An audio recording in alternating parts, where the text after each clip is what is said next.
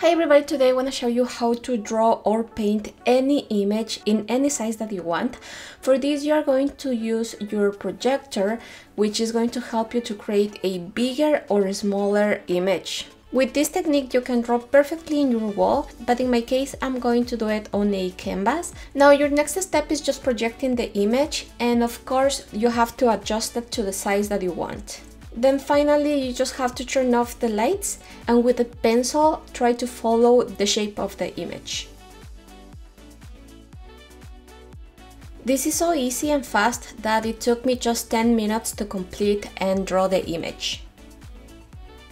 Now the next step is choosing the colors that you want the paint to be. Because we're making my dog's face, this is a little more complicated because it has different tones and it just took us a while to do it.